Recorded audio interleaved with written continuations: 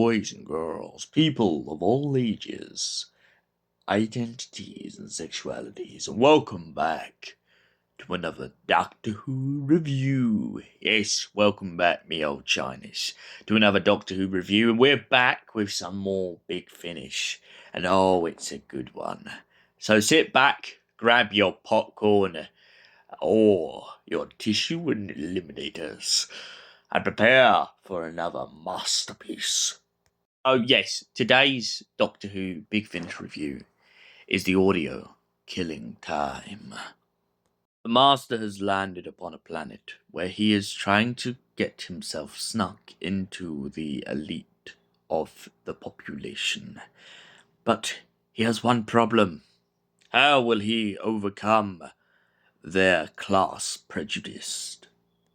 The planet is very set in their ways upon their elite, the rich, the famous, and who can and can't sit with whom.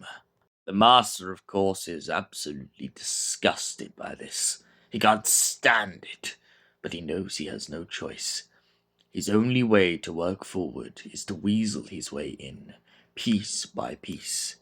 He doesn't seem to get very far in this first story, but that's only because slow but little pieces are being put together. The first story was called The Sincerity of Flattery. The next story I'm about to talk about is A Quiet Night In. Jo Grant goes to see her uncle, or at least who she believes to be her uncle, been invited to his house to catch up on old times. But she starts to go mad when all of a sudden she starts to hear the sound of a party. She keeps getting trapped outside and she doesn't know what to do. And the Master, who pretends to be her uncle in this, points out that there's nothing going wrong, that it must all be in her mind, and that he is doing everything in his power for her best well-being.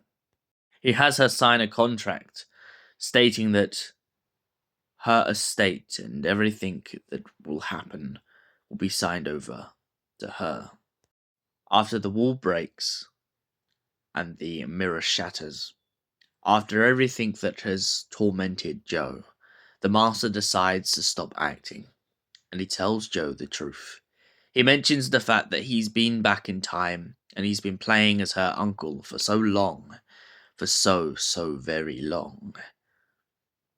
He also points out that he got her the job in UNIT, and it was all for a greater purpose. He got her to steal an artifact that she doesn't even remember stealing. She betrayed UNIT, she betrayed the Doctor, and the Master uses this as leverage to make her feel emotionally vulnerable. He likes the idea of tearing her apart and making her feel worthless and feel like she can't go back to all her friends at UNIT. Once his scheme is done, the house disappears, he disappears, and Jo is left crying on the lawn outside in the rain, unsure of what left to do, feeling so utterly broken. Next story is The Orphan.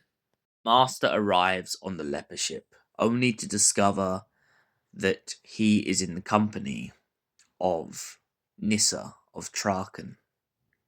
A bunch of murders suddenly start happening, and Nyssa has no clue why. She has done everything in her power to try and cure a disease, but nothing seems to be working. All of a sudden, her mysterious stranger friend, the Professor, turns out to be none other than the Master. And all of a sudden, all the memories come flashing back, and Nyssa is traumatized. Knowing full well what the Master had done to her own father, she feels like she's been played, and one day, she hopes that she can get her revenge on the Master for everything he's done. Final story in this box set, Unfinished Business, sees the Master going back to the planet from the first episode. He finally has left it long enough for the Empire to crush and fall at the feet of the woman who wouldn't let him be a part of her great system, and he points out to her that everything falls in the end. It just takes a little nudge. So, what did I think of Killing Time? Well, I have two favourite stories in this whole box set. One being The Orphan and the other being The Quiet Night In. I absolutely love these stories. I like the idea of the master reconnecting with the Doctor's companions, past and present, or future, and such. And I love the idea of how he manipulates them into basically feeling bad for things that he's done to them. This idea of him being really cynical to them and really pushing them past the point of no return. I love it.